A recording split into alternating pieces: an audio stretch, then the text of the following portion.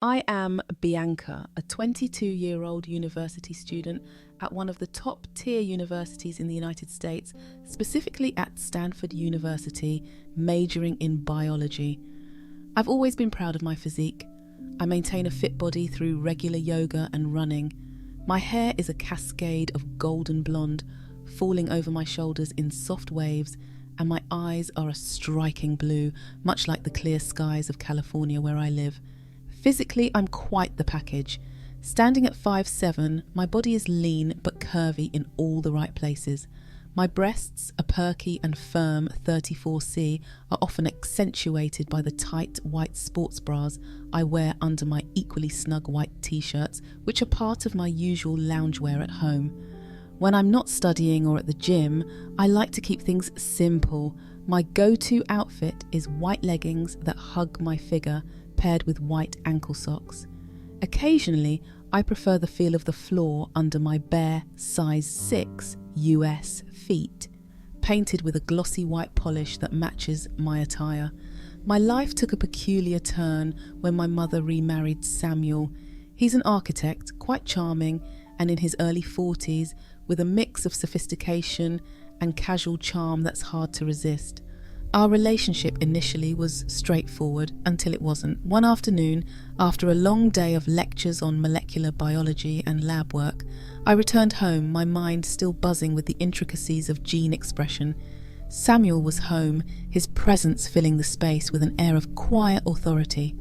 "Hey, Bianca, how was your day at Stanford?" he asked, his voice warm, yet with an undertone I couldn't quite place. "It was intense," I replied, dropping my heavy backpack by the door. "We're diving deep into DNA sequencing this semester. It's fascinating but exhausting." He nodded, his eyes lingering a bit longer than usual.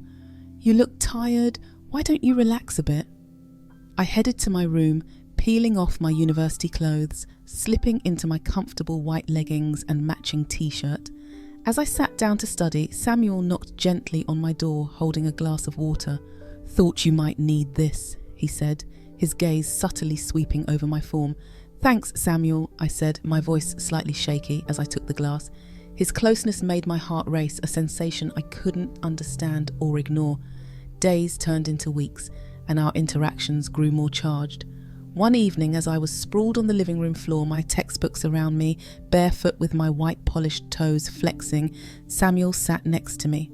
"You're really into this biology thing, aren't you?" he remarked, his finger tracing the edge of a book. "It's more than just a thing, it's my passion," I explained, turning to face him. Our eyes met, and something unspoken passed between us. His hand brushed mine, and I felt an electric jolt. "Bianca, there's something about you," he began, his voice low and husky. I knew we were teetering on the edge of something inappropriate, yet the thrill of it was intoxicating. "Samuel, we shouldn't," I whispered, but my body betrayed my words, leaning slightly closer to him. Our conversations became more frequent, filled with subtle innuendos and lingering touches. One night, after a particularly engaging discussion about my future in genetic research, he leaned in, his breath warm against my neck. "You're not just beautiful, you're brilliant," he murmured, his lips close to my ear. I could feel my resolve crumbling as I whispered back, "Samuel, this is wrong, isn't it?" "Maybe," he replied, his hand gently resting on my thigh. "But does it feel wrong?" We were both caught in a dance of morality and desire, each step leading us closer to a precipice. Our relationship had evolved, or perhaps devolved, into something secretive yet intense. We learned to navigate around my mother's presence, our interactions carefully crafted to appear platonic. But when alone, the boundaries we once respected blurred further. I would often catch him watching me, his eyes filled with a mix of admiration and something darker, something I knew I mirrored in my own gaze. Each encounter was a step deeper into this forbidden territory, yet neither of us could pull back. I lay back on my bed, the textbooks scattered around me like fallen leaves, but my mind was far from the complexities of DNA replication. Instead, I was consumed by thoughts of Samuel, my stepfather, whose presence had become a constant in my daydreams and, more disturbingly, in my dreams. "Samuel," I began hesitantly, one evening as he passed by my open door. "Can we talk?" He paused, his frame filling the doorway, his eyes searching mine. "Of course, Bianca. What's on your mind?" I sat up, crossing my legs, my white leggings stretching slightly at the movement.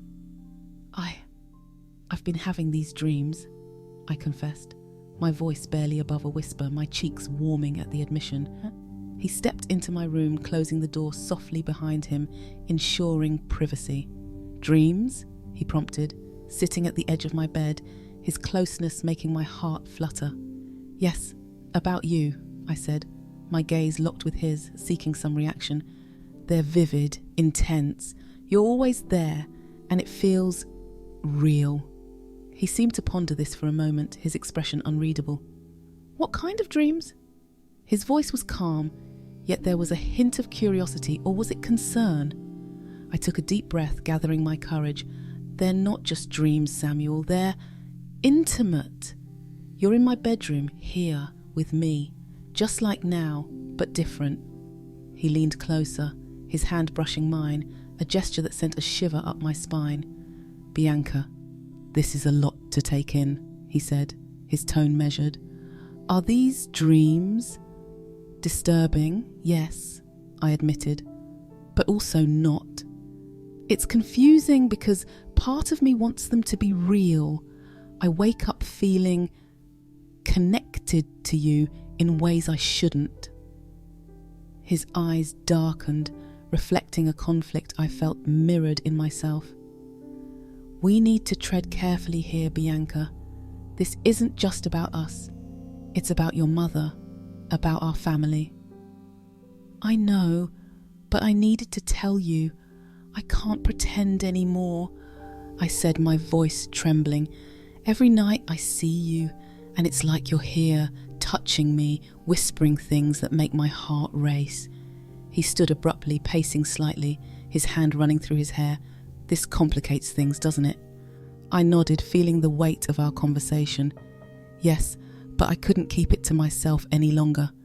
I needed you to know what goes on in my head, my dreams." He returned to sit beside me, his hand now on my knee, a comforting yet charged touch. "We'll figure this out, Bianca, but we need to be careful, very careful." I nodded again, the air between us thick with unspoken possibilities and dangers. The confession had changed everything, yet it also felt like the beginning of something I couldn't fully grasp or control. The nights had become an exploration of my subconscious, a place where the boundaries of morality seemed to blur into the shadows. I found myself eagerly anticipating sleep, not for rest, but for the dreams where Samuel was no longer just my stepfather, but something more intimate, something forbidden. One evening, after a long day of lectures that couldn't hold my attention, I sat on my bed, my laptop open but forgotten. Samuel knocked lightly, a sound now familiar, comforting. He entered, closing the door with a quiet click that seemed to seal us in a world of our own. "Samuel," I started, my voice softer, carrying a hint of the excitement I felt. "I need to tell you something." He sat beside me, the bed dipping under his weight, his eyes showing concern mixed with something else. "What is it, Bianca?" "I've been thinking about those dreams," I confessed, my heart beating faster as I spoke. "At first, they scared me, but now, I look forward to them. They're not just dreams anymore. They're an escape, a place where I feel alive." His eyes widened slightly, a mix of surprise and something akin to relief. "Bianca, that's..." "I know it's wrong, Samuel, but they're getting more frequent, and I like them. I like you being there with me." I interrupted, my words tumbling out before I could reconsider their implications. He was silent for a moment, his gaze intense as if trying to see through to my soul. "This is dangerous territory, Bianca," he finally said, his voice low but not without warmth. "I know," I whispered, moving closer, our knees touching. "But I can't help how I feel. And I think you feel it too." His hand found mine, his touch sending a familiar thrill through me. "I've been coming to your door more often, haven't I?" he acknowledged, his thumb brushing over my skin. Yes, and I want you to keep coming, I admitted, the words freeing something inside me. I want you here in my room with me, not just in my dreams. The air was thick with our mutual confession. The line we were about to cross was visible, yet neither of us backed away. Bianca, we must be discreet, he warned, but his eyes told a different story, one of desire and acceptance. I understand, I nodded, feeling the warmth of his hand seep into mine. But I need this, Samuel. I need you. He leaned in, his breath warm against my cheek, a whisper of what could be. Then we'll be careful, he promised, his voice a mix of resolve and surrender. From that night, Samuel's visits to my room became a nightly ritual, not just in my dreams, but in reality. Each visit was a step further into this new, forbidden closeness, each moment a dance on the edge of what was right and what we both wanted. The dreams had indeed become something I cherished, a prelude to the real intimacy we were now exploring. The night had wrapped around us like a cloak, the silence of the house punctuated only by our soft whispers. Samuel had become a nightly visitor to my room, a presence that felt as natural as the darkness outside my window. We sat close, the space between us charged with unspoken words and the thrill of our secret. As we talked about mundane things like my upcoming exams or his latest project, I noticed his gaze drift down to my feet, which were bare, the white polish on my toes gleaming softly in the dim light. "Your feet are truly beautiful, Bianca," Samuel said suddenly, his voice carrying a note of admiration that made me blush. "They're so delicate, yet they carry you through all those long days at Stanford." I smiled, feeling a warm flutter in my chest. "Thank you, Samuel. I never thought anyone would notice my feet." "They're more than just noticed," he continued, his eyes still on my feet. "They deserve to be pampered after all the work you put in." I wiggled my toes playfully, feeling the tension ease into something lighter. "Pampered, huh? What did you have in mind?" He looked up, meeting my eyes with an intensity that made my heart skip. "I could give you a massage. Your feet must be tired." The offer hung between us, a new layer to our already complex relationship. I hesitated, not out of reluctance, but from the thrill of the intimacy it suggested. "A massage sounds nice," I finally said, my voice betraying my excitement. Samuel moved, positioning himself at the end of my bed. I extended my legs towards him, watching as he gently took one of my feet into his hands. His touch was warm, his fingers skilled as they began to work on the arches of my feet, applying just the right amount of pressure. "You've got magic hands," I murmured, closing my eyes, letting myself sink into the sensation. The room felt even smaller, our world reduced to the touch of his hands on my skin. "I've always enjoyed this," he confessed, his voice a soft rumble as he worked on my other foot. "There's something about making someone feel good that's rewarding." I opened my eyes watching him, his focus entirely on my feet, the care in his touch speaking volumes. "I can feel that," I whispered, the intimacy of the moment wrapping around us like a blanket.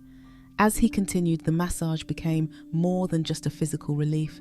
It was an acknowledgement of our closeness, a silent conversation between us about our desires and the boundaries we were gently pushing. When he finished, he looked up, his expression one of contentment mixed with something deeper. "How do they feel now?" "Like I'm walking on clouds," I replied, the truth in my voice clear. "Thank you, Samuel." He smiled, his hand lingering on my ankle for a moment longer. "Remember, this is our secret, Bianca. Ours alone." I nodded, feeling a bond strengthen, one that was fraught with danger, yet filled with a thrilling sense of belonging. The night ended with us in silence, but the air was saturated with the unspoken promise of more moments like this, moments where we could escape into our own little world, where the touch of his hands on my feet was just the beginning.